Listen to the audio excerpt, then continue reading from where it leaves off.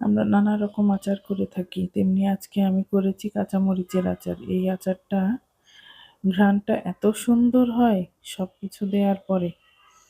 আসসালামু আলাইকুম, জোহানাস kitchen and লাইফস্টাইলে আমি তিন্নি আর একটা ছোট্ট আচারের ভিডিও নিয়ে এসেছি।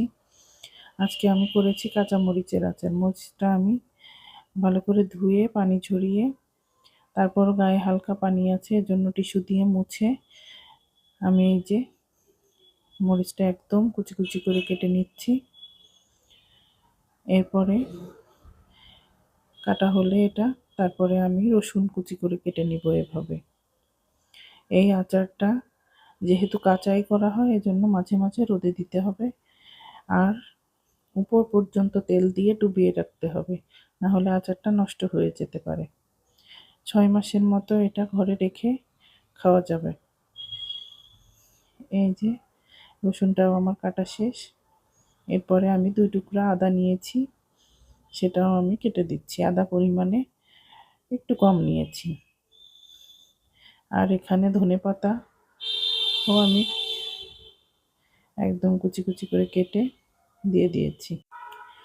এরপর দিয়েছি 5 ফোড়ন, সরিষা, ধনিয়া, মৌরি এগুলো, আর 3-4টা শুকনা মরিচ একসাথে টেলে আমি গ্রাইন্ডারে গুঁড়ো করে রেখেছিলাম, সেটা দিয়ে দিয়েছি। 2 চামচ ভিনেগার দিয়েছি, 1 স্লাইস লেবু চিপে দিয়েছি, আর সামান্য 1 চিমটি হলুদ, আর একটু চিনি, 1 টেবিল চামচ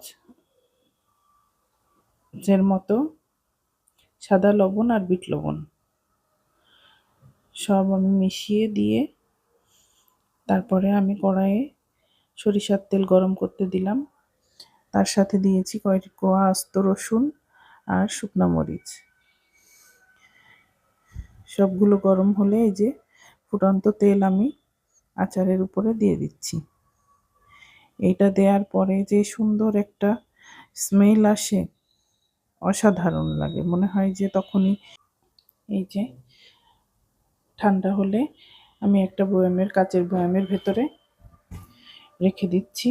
আচার সবসময় কাচের বয়ামে রাখার চেষ্টা করবেন, এতে করে আচার 1 বছরেও কিছু হবে না।